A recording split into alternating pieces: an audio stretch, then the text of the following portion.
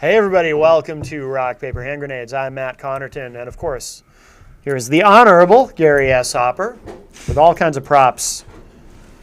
Well, they're not really props. They're things you might need in a situation, actually. No, it's a chess game. Really? Yeah. I haven't played chess in a long time. Well, it's just a quick chess game. Right. It's like you pull the pin, throw it into the room, get out of the room, checkmate. Right, yeah. See? That sounds like a very dangerous chess game. One with real-world consequences. Not if you're playing against hobbits. Oh. Yes. That's one thing I think is really cool, because if you guys pay attention, right, the world's ending on the 21st. That's what I hear, yes. Oh, you don't believe that. You have your doubts. I'm an optimist by nature, but Yeah, anything's I'm possible. a pessimist. I'm looking forward to it. So, Right, yeah. But the cool thing is, The Hobbit comes out the week before. Oh, just in time. Yes, in time. So we All get to right. watch The Hobbit, then the world ends. Nice. Because if it were ended afterwards, Yeah. that would have been a total bummer. Well, the entertainment industry, they know what they're doing. They do. Yeah. Oh, tonight's guest. Thank you, Matt. Nice to have you back. Thank you. It's Not good to to be say here. anything bad about Norm, but he is crazy. Yes. Yes. Last week Norm was my co-host, and tonight we have George and Rhonda Lambert. I got that right? Yes. See, I remembered something for over 10 seconds. Your short-term memory is improving. No, not really. Oh. No, but that was about the limit. Another 5 seconds, it would have been gone. George is a state rep. I do forget. Litchfield? No. Litchfield and Manchester. Litchfield and Manchester. Actually, in the last term I represented Hudson, Litchfield, and Pelham, and this time I represent the people of Manchester and the people of Litchfield. Oh, so this actually does you good to actually be on my show because it goes out to Manchester. Oh, of course, but actually Or I maybe figured it's a detriment because it goes out to Manchester. Well, you can watch it online too, so really we're everywhere. And as I I always know, say, but I we're, mean, we're as far huge as in a Malaysia. live show, I'm wondering if I'm doing him a favor, except if you talk to Ross Terrio, Right. I'm the reason he didn't get elected. Right. is it you or Steve Valancourt? No, he went on my show, and I picked on him because he's a pharmacist at CMC. Uh-huh. So I called him a drug dealer. Uh-huh. Yeah. I thought it was good, but Yeah. probably didn't help his re-election campaign too much. But I like when someone mentions Steve Valancourt though, because just the sound of his name makes me kind of giggle a little bit. yeah, Steve's a funny guy. Larger than life. He's humorous. Yes. Humorous. If you take him with humor, he's good. Really good. So anyway, in the news this week was really kind of. I listen to. I don't know why I torture myself, but I listen to national propaganda radio sometimes. Mm-hmm. And I'm listening to national propaganda radio because you remember we had Israel and the Gaza Strip were we're supposed to feel badly for the people in Gaza because innocent people are dying. They take missiles, they bring them into a schoolroom and launch them to Israel. Israel retaliates, and see, look at the little kids are killed. Mm-hmm. I mean, they've been doing this forever. Oh, of that's course, that's yeah. what they do. They put Yeah. it near a hospital. They put it near a school. Mm-hmm. When they were in Lebanon, the Palestinians put them actually near Christian homes and things like that, so they can get pictures of dead Christians and see what the Israelis are doing, how horrible they are. Much And of war is marketing. it's all propaganda. The Palestinians have over the years have gotten very, very good at propaganda, and so they start this sharing of missiles with Israel, and we're supposed to feel bad for the Palestinians because they're better at propaganda. And the Israelis are the big mean country, or for something like. And it's funny because you look at it. I looked at it on I was at John Heichel, Representative Heichel's shop today. And he's got a globe, and I'm looking, and you look at Libya, Egypt, Syria, Turkey, Saudi Arabia, Iran, Iraq. All these huge Muslim countries are absolutely obsessed with getting rid of Israel. Mm-hmm. And you can't even pick it on the globe was about this big. You can't even see it. Oh yeah. The rest of that area is like huge. It's all why Muslim, but they gave that little piece, the little teeny piece to the Israelis or That's the why they Jews. depend on us. They're outnumbered. They're surrounded, literally. Yeah, they're surrounded. It's like when my dad was in the Chosin Reservoir, the commander of the forces, because they were surrounded by 100,000 Chinese and North Koreans, and the the Marine commander's response was, "We got them right where we want them. We can attack in any direction." That's basically what Israel's stuck with. Right.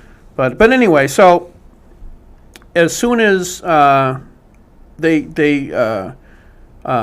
Clinton went down and they negotiated a peace treaty, which I'm sure was negotiated before she ever showed up. Anybody who thinks she came and said magical words is losing it.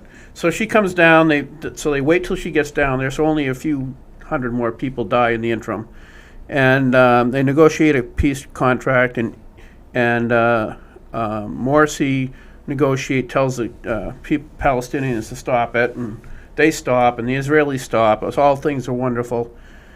And within, I don't know, the same day or the day after, Morsi decides that the judiciary system in Egypt is limiting his ability to take.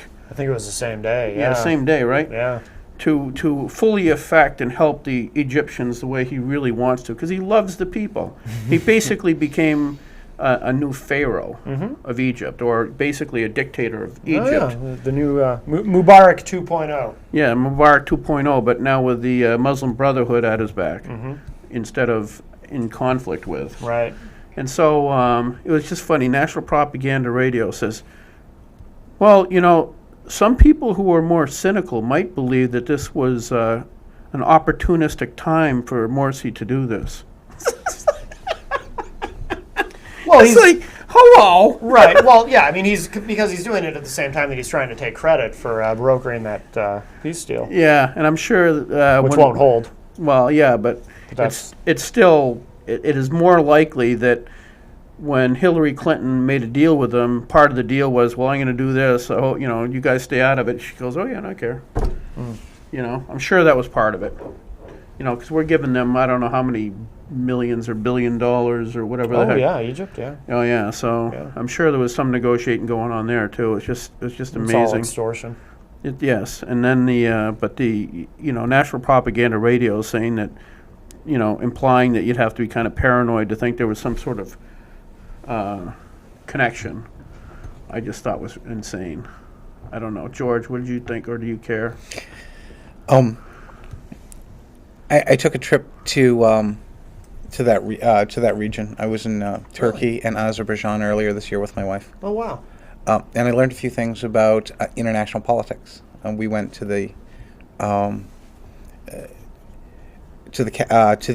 Parliament in Turkey, and we were talking with government officials who were in the same lunchroom the same meeting room that Hillary Clinton was scheduled to be 2 weeks later for lunch. It was sort of interesting. Wow. And we were talking about international politics, and somebody made the observation that international politics is anarchy in action. There are no consensus rules by which all of the different independent players have agreed to play.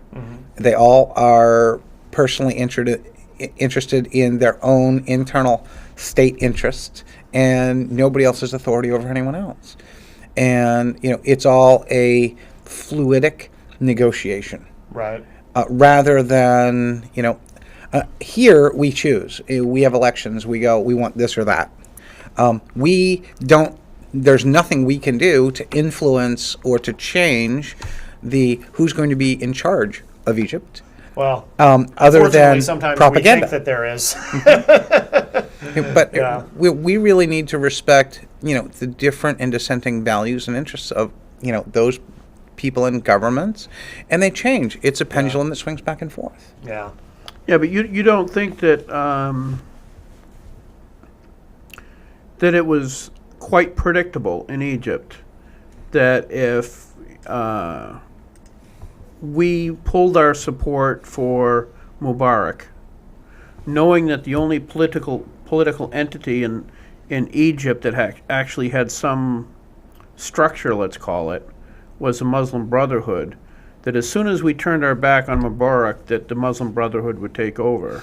Oh, I think that's fairly and reasonably well understood as a risk. Right. But aren't we, knowing that, and knowing the Muslim Brotherhood is one of its tenets is to kill everybody in Israel and push them out to sea, turning our back on Mubarak is as equal to turning our back on, in that circumstance, turning our back on Israel, or at least not considering their interests.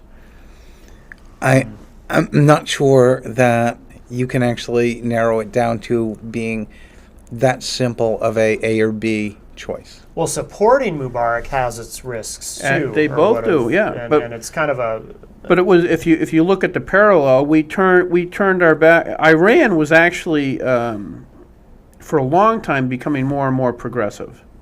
Okay, and so Carter turned his back on. Now it's too long ago to remember who the leader of Iran was at the time. was that Khomeini? The Ayatollah Khomeini? No, that was who running took things? over afterwards. Okay. But we turned our back on the leader of Iran because of injustices that he was doing, very similar to Mubarak, and we ended up with a Muslim dictatorship, in effect. Yeah. It's not called that. And so we actually, if had supported him and over time and worked with him to try to make changes over time that led to a moderate republic or democracy, Yeah. we would have been a lot farther ahead than allowing it to let him just fall, because then the only power structure within the country that has any strength or any cohesiveness is the Muslim extremists. Yeah. And that's what we ended up with.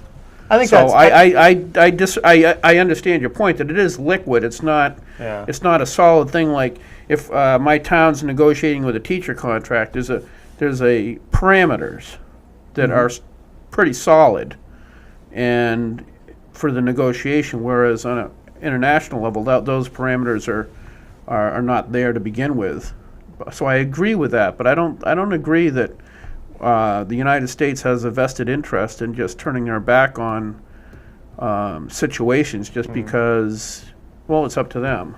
You sort of can't win though, because if you then support Mubarak, you get accused of, well, why are you supporting a dictator? We did support him. We supported him for X number of years, Right. and if over time we had let him know the hammer was going to fall, Right. Right. and said, look, you got to do something so that there's a transitional Yeah. framework, so that, because in the absence of in a power vacuum, there was only a limited possibilities of what was going to happen. Right. And now Yeah. we know what was going to happen. Worst case scenario. Yeah. And we ended up with that. And- yeah. But anyway, I just thought NPR's reaction to it was pretty humorous. That's my point. But that's someone on NPR saying that. That's not. It's not as though the entire organization, NPR as a whole. I mean, that's like saying, well, everybody Yes. at Fox News is far right, and there's no. It does mean that, and includes Big Bird. Well, Big Bird's a commie. We all know that. Yeah, exactly. That's right. But Okay, wait. What was the other one? The Lawton. Tracy? Tracy, is that Lawton her last name? oh, I don't know this story. Nashua. Yes. Yes, Tracy Lawton from Nashua.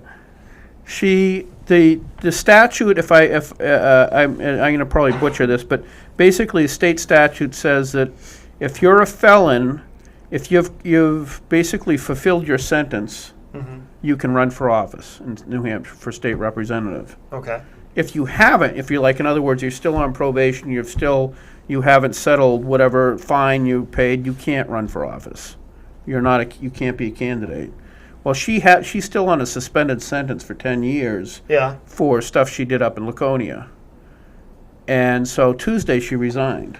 She's a woman that's a transsexual, and she got in a lot of trouble up in Laconia. Wicked stupid stuff, but got in trouble nonetheless. And ran for office in Nashua. Nobody really knew her, so she won in the Democratic sweep. So no one State rep- realized No, what they her didn't deal know. was? Okay. And so Tuesday she said, after the stuff started hitting the fan, she said she resigned. Except then today, Don't think she's resigned. she says, I've changed my mind. And I think until the 5th of December, she can say anything she wants. But well, if she's transgender, she's used to changing things. If you can Yeah, change your I gender, you can change your mind. Yeah, I guess if she can change her gender, this is nothing. Don't they say it's a woman's prerogative to change her mind? Yeah, but no, because she was a guy first. Right. So he didn't have the prerogative. But that's probably why she wanted to become a woman, so she But could how have the if you're a prerogative to- guy and you don't have the prerogative to change your mind, how can you change to be a female so that you can? Well, that's probably why she did it. So she Yeah, could- that's why. But you're not allowed. That I don't think we're allowed to. Well, I don't know. I mean, I've never really considered being a woman, so I don't know. Have how you ever it works. changed your mind? I have. So that's a woman's prerogative. You violated that. I'm in touch with my feminine side. I'm a sensitive man. Well, it's really really interesting. worse. Separate from that, there is a real constitutional question that hangs on top of this, which is if the voters in Nashua chose this person to represent them, then it doesn't really matter what we have in statute. The fact is the restrictions within the Constitution say that if you're elected, you can serve. And so Does whether the or not... statute, in other words, does the statute trump the Constitution? The answer to that is no. Correct. And So the statute itself is unconstitutional, then, is what you're saying. Any Could be. statute that is passed by the legislature is assumed to be constitutional until it's challenged in court. Okay. However, because the rules as for who can and can't be seated are directly dictated by the House as elected as part of their rules, directly imposed by the Constitution, the statute only says who is eligible to put their name on the ballot. And since it was, someone could challenge her ability to put her name on the ballot, but now that she's on the ballot and been elected, she's elected. Ah, okay. Okay, it's really funny because we spend a lot of time in politics talking about the intersection of the rules. All rules are not created equal. And ultimately, the only ones that matter are the ones that have been agreed on by 2/3 of the people, and that's the Constitution. That's the final say. Yeah. Though the Constitution is to be interpreted by our judiciary as well as our laws.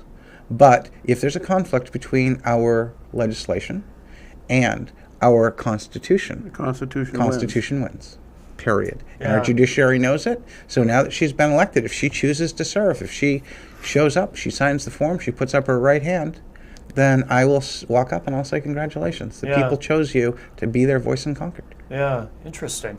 Yeah, it is going to be really interesting. See, the way this was avoided in the past is, I think it was my second term, it was Tom Alseer won in Nashua. And he had stuff about killing cops and everything else on his... I never went to his website. Okay, so I don't know. I'm just going by what was said. Yeah. Okay, so I don't know. I met him when he was in the legislature early, I think at one of the first organization meetings or something like that. And what happened then is they sat him down with the Speaker of the House. At that time it was Gene Chandler, and he was a Republican. So Gene sat down with him, and I don't know who else was in that meeting, and said, we really need you to leave. And he negotiated, and he says, well, as long as you introduce bills A, B, C, I will leave, as long as you promise that happens. And they said yes, he left, they introduced the bills, and then they were killed after they got into committee. Yeah. Then more recently, there was a guy, I think it was last term, this is actually pretty funny. There was a guy out in the Seacoast, I think he was Portsmouth. He did some weird stuff. I think he was drinking and driving and did some other stuff. He was not wrapped that tight. And he was elected. And it was right at the beginning of Speaker O'Brien's thing. So Speaker O'Brien called him in to the office and says, I guess you know you're required to resign. The guy goes, oh, I am? He said, yes, you are. And so he signed this letter of resignation, okay? And so Bill said thank you, and he was not required to resign. Yeah. It was Yeah. it was just bluffed him, Right. Right. and it worked. So we got rid of him. So it was basically in both instances, it's been the Speaker of the House that's negotiated with the particular person to try to get them out of there so they don't embarrass the body, Right. because it's an embarrassment kind of. issue. We have lots of representatives who embarrass the body. Yeah, but I do it deliberately, and if you're going to talk about me in front of my back, I'm going to get really pissed. We have a call. It's Ross Terrio. Hey, Hey, I Ross. get it now. All right, what do we do now? Hey, Matt. Hey, Rhonda. Hey, George. A couple of things. I love you, man. Never change. Yeah. I was watching Norman Friends before this. Yes. And I just wanted to compliment Gary because I see you're expanding out and starting to sing to close out Norm's show.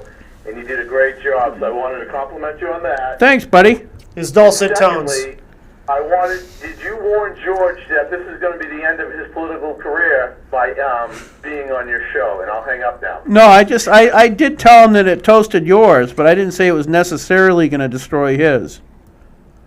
I think he hung up. What a sissy. He meant it literally. When he said, wait, I'll tell you what, I'll say this for Ross. When Yes. Ross says he's going to hang up, he hangs up. Yes, he is very good at hanging He's up. not fooling around. That's probably what he did to the voters. Probably. He hung up on him.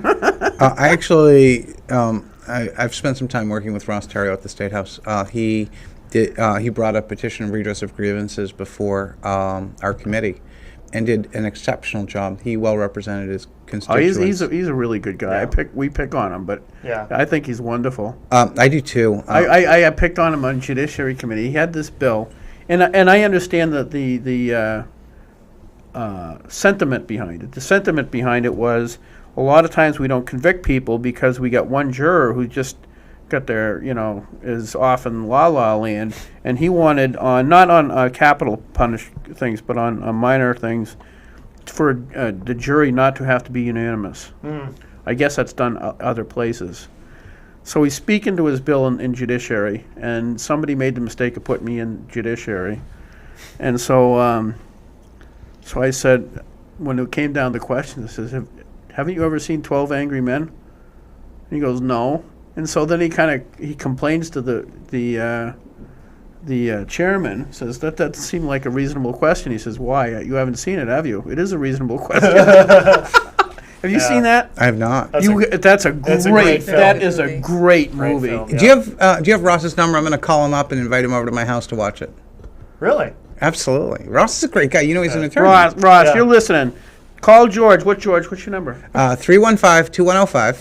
Yeah, call George and go over and watch it. You guys got to watch it together. That is It is that a is great a film. very awesome movie. When I was in high school, we watched it in film study because it's It's considered just such that a landmark it's that film. good. It is Yeah. that good. I don't know if they've redone it, but There is a remake of it which I have not seen. yeah, I haven't seen it. I The heard it original. wasn't that good. The original was really, really good. Well- Had Henry Fonda, right? Was Henry the, Fonda, yeah.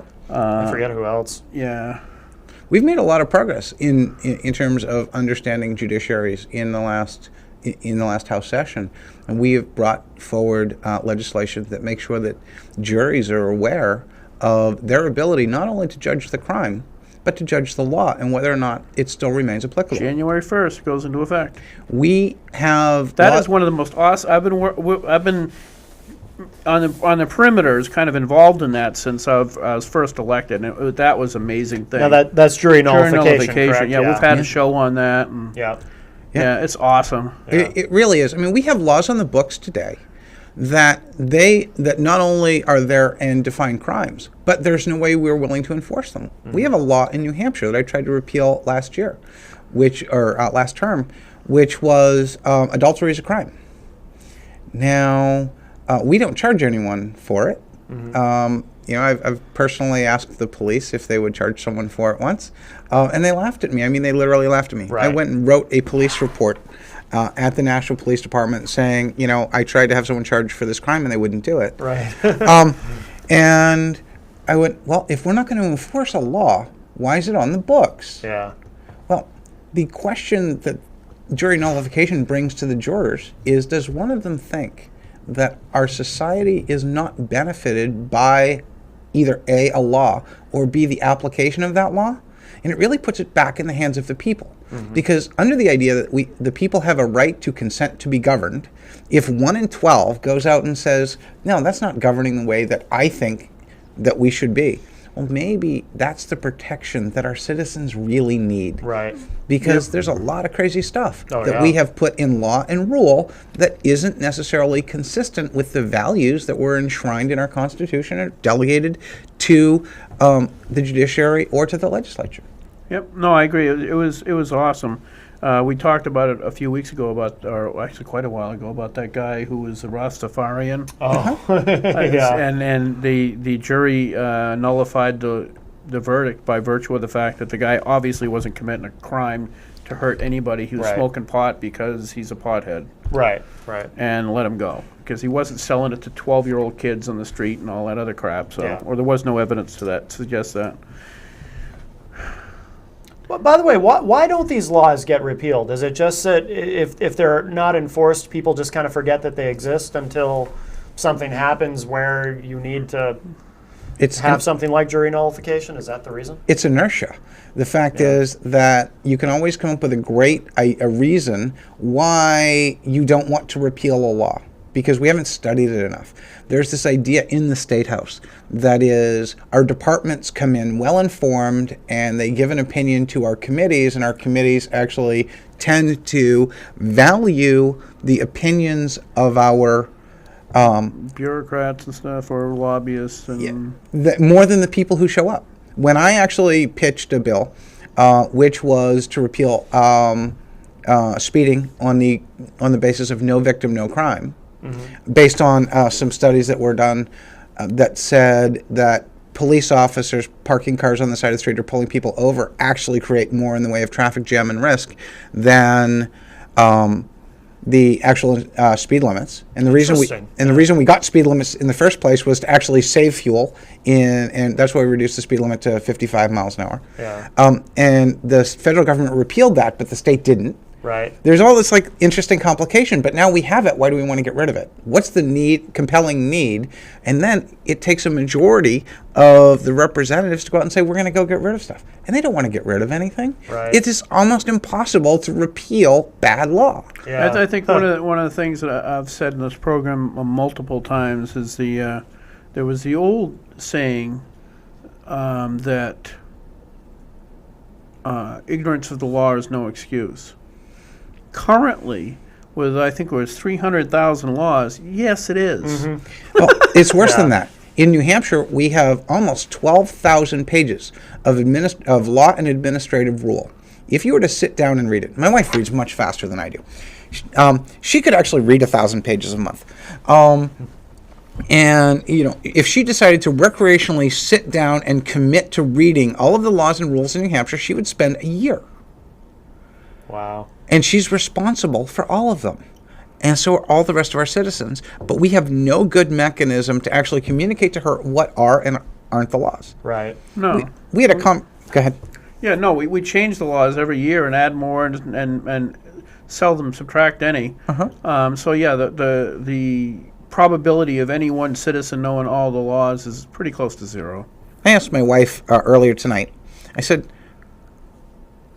I reviewed 2,000 bills, and you live with me. I mean, you get all my paperwork. We're looking at it. You hear me talk about it. I said, what do you remember from what we did over the last 2 years? And do you know how many she could name? 4 or 5, What were they, darling? They were the parental notification, right, the right to work, decriminalization, right. and what was the other one? Jury nullification. You must remember that. No. Okay, that's like my favorite thing that Yeah. happened last 2 years. Actually, my recollection is you ended up talking about that with Robin. So what was the other thing that you talked about with Robin? Oh, female issues? Female issues. It's really, really funny because my wife lives with me, and we talk a lot about, what I'm talking about in the State House. And on the day that we were voting on parental notification. Parental nullification. Oh, well, that's that. I don't know. That sounds dangerous to me. Oh, that's what we have in a lot of ways. When we were voting on parental notification, she's watching the debate, like from the gallery. Yeah. And she's texting me. She's like, and I'm getting text messages, and she's going, you're obviously not voting in favor of this. And I'm replying, I obviously am. Okay? Yeah. And So you didn't agree with, which one is it? Parental notification. Oh, you don't agree with parental notification? No. Oh, okay.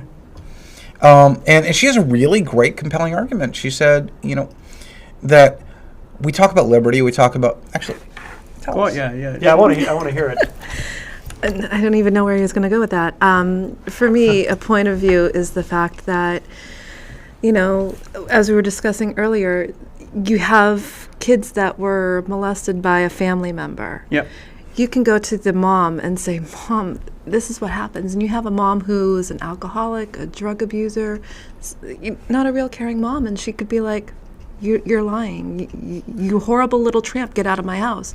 So now what does this girl do? She has nowhere to go. She has nowhere to turn. And it was very, I was in tears. I was sitting up in the gallery. That's pretty emotional. You should. I had pro-lifers sitting behind me, and God bless them for being pro-lifers and for believing what they believe in. But you know what? To sit there and make these horrific statements and stuff. I mean, I was literally, I'm trying to text my husband. The tears are streaming down my face. And I was shaking, and I think he got a couple of messages that was like just garbly goop. Really? Because I was just so. So he's used to that from talking to me anyway. So. But now what? No, stay on this. So you didn't feel that the judicial bypass was significant enough. In other words, a young girl, 14-year-old, needs an abortion because, worst case scenario, which obviously isn't the majority of them. Correct. Okay, Very so we're low talking percentage. small percentage. Yep. In that small percentage case, young girl says, I've been sexually molested. I can't tell my mom she's an alcoholic. And she talks to somebody at Planned Parenthood. She talks to somebody at guidance counselor at school. You didn't think that the judicial bypass was a fail-safe for those instances was sufficient enough? No. Why? If you had a judge deciding whether or not she could have the abortion, you'll have to forgive me. I'm hoping that's kind of what you're suggesting. Correct. If you have a judge suggesting that, what happens if you come across a very Catholic judge who goes to church every Sunday and every Tuesday night, does his confessional, and has a golf tournament at 2 p.m. and it's 1:30 and he's hearing this case? Is he really going to sit there and listen to what this poor child is going through? You're presuming that the judge is. If you're going to go down that road, then we have to presume all judges are reacting the same way to every decision they make. No, Well- I absolutely agree. Not all judges are going to behave the same way. I know, but you're going to have, we have- when you have that one judge and you have that 14-year-old girl who has he's- nowhere to. Sorry. It's. I think No, go. I'm not trying to discourage you. I'm just There's watching there's a his human expression. nature argument. She's that right, though. Well, it is a No. compelling. I do. I mean, I agree with parental notification, and I am pro-choice, but I do find the argument compelling. It is a compelling You argument. always look at me like that whenever I say I'm pro-choice. You give me that. Yeah, I know you are. That's the same look my dad gives me. By I the don't way. hate you that much. I know. I'm just wondering, can I hold the A hand lot. grenades for my next piece? Because I'm a little scared that he might actually pull the pin in a second. I've never you- seen you give up your hand No, grenade. do you want the inhumane hand grenade or the humane hand grenade? I want them both because I don't want you pulling the pin on me. He really likes you. I've never seen him give up his hand grenade. Perfect. So the argument he was making a moment ago is that judges are going to be fair and reasonable. No, that's not what I'm saying. I'm saying if you take her argument that you're going to have a judge who's a Catholic who's unreasonable, well, that's also going to be the case in other situations that are equally significant or important, such as divorce, all the way down the line. Your presumption is the judges are not going to fulfill their. So you're saying all judges fulfill their I'm not their saying oath. that. I know they don't. So, but I'm just saying that it's we can't pass or not pass laws based on what a judge and a judge that isn't doing based on the fact that a judge might not be doing his job. Otherwise, we're crippled as to what we can or can't do. fair enough. But if you have the judge who, it's 1:30, I have to tee off at 2, I got to get out there. You know what? You get to have the child anyway. You'll work it out, don't worry, dear. 14 years old. She now no longer can go to school because she's going to get picked on. She's going to be insulted. She's going to be called nasty names. She can't go home to her parents because mom's like, you little tramp. You did this. You seduced your stepdad. Congratulations. You deal with the consequences. So now she has nowhere to go. She has nobody to talk to, nobody to support her because she got that one judge. And having that one 14-year-old having a baby who could throw it in a dumpster, drown it in the toilet. There's plenty of cases of Yep. that happening. There's And- plenty. Well, no, wait. You're jumping from one conclusion to another. You're saying there's plenty of cases of that happening. Are you making the argument that those cases that we hear about in the news are horrible cases, are a direct result of a woman that was not able to get an abortion? Or I have no idea. I don't know these people. I don't know them. I read the stories. right? Okay, we'll go with the current case. It's a 3-year-old little boy Yeah. beaten and abused horrifically. Yeah. Parents have taken off. She was, 20-something, I think? 19? Yeah, the one they're looking for. I keep seeing on Facebook. Yeah. In Plastow, from Plastow. They think she's in Massachusetts. Oh, okay. Yeah. She had the boy. He was 3 years old. She's 21 now, so she had him when she was 18. Yeah. And obviously, she didn't know how to be a parent. She didn't know what to go through. If she had, I guess it's hard to say because I don't know her personally. I don't know what she went through. I don't know what would make anybody do that to a child. No, I agree. But picture it as a 14-year-old going through something like that. Okay, so, yes, I fundamentally disagree. I think because you have a bad parent or a bad judge, we can't base everything on the anomalies. We have to go by what is right. Well, you say that. What is right is subjective to the individuals in question. I disagree. Well, and that's okay. I respect that position. This is why I wanted to make sure I had the hand grenades. Now I see. Okay. See, here it is. He's playing chess. I have these discussions all the time. I had one at the State House the other day. Just before our caucus, in fact, we had a discussion about, the argument over pro-life and pro-choice, and everyone's going, well, we have to. It's, it's the right thing to do. It's the biblical tradition. We need to make sure that we are respecting God, and that's why we should treat marriage and pro-life, pro-choice issues the way we do. Right. And I went out and I made an argument, and it's a very simple argument. In Mark 7, in the New Testament, there's a conversation between Jesus and the Pharisees. And the Pharisees say to Jesus, why is it that you do not follow the tradition and wash your hands before you eat? And he said, you're a bunch of hypocrites. Why is it that the law says that children are to respect their parents, and when they don't, they're to be put to death? Why is it that you don't put your children to death? He didn't say that. Yes, he did. Really? Absolutely. Feel free to read it. It's Mark 7. Yeah. Okay? We have this interesting set of biases in our interpretation of our pro-life, pro-choice issues, and we selectively and hypocritically sit there and talk about biblical tradition. Under the strict biblical tradition, if a man goes to marry his wife... Whoa. What Jesus is talking about, that's a huge leap. Because you're talking about the Levitical type laws, and according to Christianity, that's not the case any. We live by the Spirit, not by the law. Because if you're going to live by the law, you're saved by the law. Jesus said, "I didn't come here to change the law. I came here to fulfill it." Fulfill it. But You're supposed to live by the spirit of the law and not by the letter of the law, because that's what the Pharisees were doing, was living by the letter of the law. They were hypocrites because they were living by the letter and not the spirit. That's why they used the analogy, or he used the analogy of the now I'm going to forget the name of it. The guy that was headed toward the guy that was beaten and stuff like that, and the Good Samaritan. That's what that analogy was about. Those two people that walked by the guy that was beaten up in the thing were actually living by the letter of the law, the Judaic law.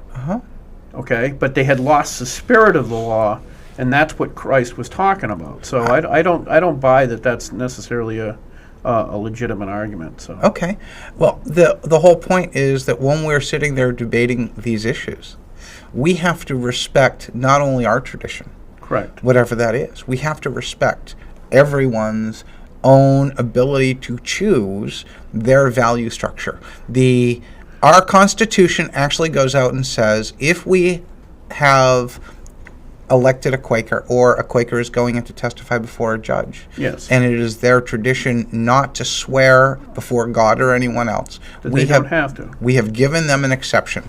That is an indicator in our Constitution that we value an individual's right in that Constitution to have a different set of values and mores than the general populace, and that it is the role of our government to respect other people's values and opinions and traditions. I fundamentally disagree with you. Great! I fundamentally agree with you because the founding fathers did make allowances for different Christian denominations such as the Quakers. Okay? I know that Washington had trouble. He was just happened because I put those masks from the movie V, or V for Vendetta. Would you like me to wear mine next time? Huh? Want me to wear mine next time? Yeah, would you? I will. So,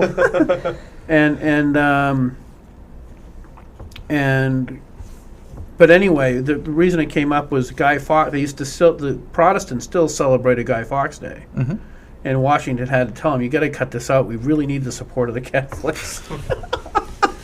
But anyway, there are certain laws or Christian Judeo laws that, if society abides by them, society thrives. If they do not, it becomes self-destructive. In other words, I understand your point, but if you look at like Rome, the reason it dissolved is it became so immoral, people became so selfish and so immoral, it rotted from within. It didn't die because of the hordes coming from the north. It died because it became like immorality became a cancer that destroyed it from within, and it lost its structure. So there are laws, there are moral laws, moral precepts that are conducive to a strong society, and there are ones that are destructive to it. So I disagree that we all can have our own, that anything goes, just because somebody else believes it. That's not. Is that what you're saying? I don't know if that's necessarily what you mean. I think that was a bit of a leap to actually say that that's what I was said supporting. it anyway. Didn't I say it? You did say it. I said it. You did say it. Actually, my position tends to be very different, which is when someone else decides they're going to impose their moral structure or their values on me, that is a problem. And for women in general, it is the dialogue that is controlling our message. I mean, if you look at the election results, the way that I see them, there was one overarching message that clearly came out of the election results on a nationwide basis, and that is that women said, we don't want other people telling us how we are going to manage our health care. Right. And anyone who disputes that is being naive. My wife lives with me and called me on the carpet a number of times about bills that were discussed in the House that were having to do with women's health issues and insurance companies no longer paying for contraceptive care and other things like that. And I said, you're missing... let me finish. Okay, good. I know it's your show, but let me at least get my point out. Fucking hand grenades back then. The underlying issue there was about payment.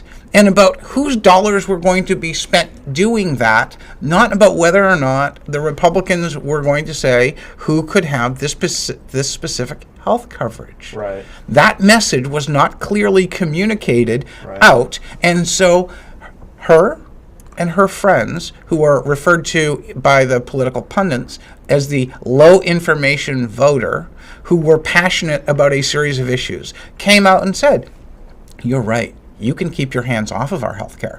The old white men are not going to be telling the women Yeah. what they can and can't do with their bodies." End of discussion. Exactly. Okay. Now, I'm sorry if you find that incorrect, but the reality is the numbers across the nation say that. Now, when I asked my wife what her 4 key issues were last year, they were all around that particular momentum, even before that was the soundbite. That's what she paid attention to. She doesn't care that we reduced the budget. She doesn't care that we went out and tried to give a whole lot of protection to people who have different values and value structures. That was not her issue. She said, keep your hands out of my healthcare decisions having to do with reproduction. Okay. Is that fair? Why didn't she say that then? Because I didn't want to let you have control. Okay. He's got the hand grenades. He's got the hang of me. I know. I just lost control of my. I should not, remind me not to do that. It's like the conch in Lord of the Flies. You know, who has the conch speaks. Oh. Oh, there you go. And she now has the punch. She's reading Lord of the Flies. Oh, really? Yeah, it's a great book. So then begs the question. We also know that a lot of people lost by virtue of, and because there was a lot of attention paid on it in the last 2 years, is right to work. I don't think that most of the A lot people who a lot of lost. unions were highly motivated and did a lot of good legwork and kicked out a lot of people. Go ahead. Oh, No? Yes? Maybe so? is that for us? Okay, we'll grab this. Hi, welcome to Rock, Paper, Hand Grenades. Who's on the line? Anybody there? Hello? Yeah, what's up? Yeah, I'd like to talk about the abortion issue. If a woman wants to have an abortion, great, let her have it. She can have 20 of them. But I can't see my taxpayer's dollar paying for their abortion. If they want to have an abortion, let them pay for it themselves. I can't see the government paying for it. That's my beef on abortion, okay? Okay. All right, thank you. Thank you. I agree with that point also. And so does my wife. I mean, Right. But that was the big, anyway, I just, what I'm getting at is, I was talking about right to work. That was another issue that lost us a lot of votes. The one thing we know from elections is, and it's just common sense, if you want to win re-election, don't aggravate, don't incite your enemy. Okay? We incited all the union people in the state. We did whatever we could to aggravate them in the last 2 years. So we're going to, so in other words, if the Republican Party is going to be entirely about being reelected, and that's it, we got to get rid of that. We got to get rid of the abortion issue, traditional marriage. We can just go right down the line. And what are we going to stand for? What is the Republican Party going to stand for if we vacate our traditional values? I think that's a fantastic question. And so let's talk about those issues for just a second, okay? If we were to go and look at the argument over pro-life and pro-choice is pretty much an absolute. Pro-life isn't. The other side has gone out and said, if you're pro-life, you are opposed to all abortion, you're opposed to all birth control, and they've painted pro-life people in a strict corner. Correct. Okay? I see myself as a pro-life, a pro-choice candidate who, looking at the history of my voting last year, voted as though I'm pro-life. Okay? Right. Because the measure of where pro-life and pro-choice actually registers on the needle is different. I actually believe that women have a great deal of authority and control over their bodies, and they should have it. Okay? So the absolutes of pro-life and pro-choice are complicated. Very similarly, I believe that you and I sit on different sides of the right to work issue. I voted differently than you did. I actually am completely opposed to public employee labor unions, and there's a couple of reasons for that. And one of them was that the assumption that the people who are working in public unions, public employee unions, need protection from the government, which is instilled by the people, is very separate from the issue of do they need protection from a bunch of free market capitalists. Right, okay, but anyway, my point is, how much of that Republican platform do we have to Moderate on? moderate or just eliminate completely? And if our only purpose is to get reelected, why bother? Well, I mean, I only run personally. I only run for office because I want to fight for what I know is correct, or what I know is how society could become better. Like you know, I fight every 2 years to try to eliminate no-fault divorce if you still have kids, because your responsibility is to the kids. It goes nowhere every 2 years. I'm getting sick of it. But if you'll keep fighting, and I'll fight you on the other side of it. No problem. right, but that's one of the tenets of the platform, the strong families. Well, strong families and no-fault divorce are not the same thing. Well, I disagree. So, my point is, what do you think we have to get rid of? Is our only purpose as Republicans to get majority? Actually, no. I am completely opposed to Republicans who are grandstanding to get reelected. I'm not one of them. Okay. So if our purpose is not to get reelected, our purpose is to what? I go out to represent the people based on a constitutional interpretation of limited government interference in people's lives. That's the New Hampshire tradition. It's the tradition of our founders. It is the way our nation was constructed. Yes, but that's more of a libertarian platform than a Republican. Okay, Correct. Then let's put a third column on the ballot. I don't have a problem with that. Perfect, neither do I. If you want to co-sponsor a bill with me on it, let's go get a couple of Democrats and let's go put it in. Okay, but you know what? What's the third column going to be? I don't care what you call it. But the issue is the Republican platform in New Hampshire is very libertarian leaning at the moment, because that's what a majority of the people who call themselves Republicans have gone out and said is what we value as a party. Okay, what I find objectionable is that we have taken some very aggressive stances on gun freedom, which I'm personally in favor of, but I don't think they belong in the platform. Okay, I believe defense of the Second Amendment does belong in the platform. I don't believe that we should be extremists about it. If we want to be extremists about it, let's go and talk about bringing an AK-47 training program into high schools. I'm not advocating for that, but if we were to go that extreme, there are some people who'd advocate for that. You know, that is what some people would like. We also go and we take a similar stance on abortion and on women's rights, and there are certain people who say no abortions are tolerable, and that's what what got framed in the governor's election. That's what got framed in the federal election for president. And if we don't actually make sure that we have a liberal president who will assign the next members of the Supreme Court, we end up in a potential problem of overturning Roe versus Wade. So we take limited information voters who are going to vote on a single topic. We frame it in a way that they're scared if they don't go and vote for. You just called your wife a limited information voter. She is, and she knows she is. No, you're not. She You actually. understood the other stuff too, right? We're out of time. which is unfortunate because this has been really interesting. I wish we had 2 hours. Yeah, we're out of time. So, I think yeah, we have to search out the Republican Party, but I disagree with you. Obviously, 100%, Maybe 95, 73, 73. 73%. Well, Mike! I'm told if I'm told if you're 80% with me, we're both Republicans. 73 then. So, so thank you very much, folks, for coming. I hope to have you on again. That was fun. Yeah, this has I been a wish great you hour. actually had more time to talk. You're wonderful. Thank you. Thank you for having us. Thank you both. Matt, nice to have you back. You're Yes, all right. yes. Thank you. Thank you. It's Next good to be week back. is Jean Heiko. Oh, good. It'll be good to see you. John. He John. just changed my oil in my truck too. So Excellent. Well, so good. I hope if you did a good it's job. leaking oil by next week, I'll then give him you'll a know. piece of my mind. Yes, and I don't have yes. that many pieces left. We'll see you, folks. Bye, Thanks. everybody.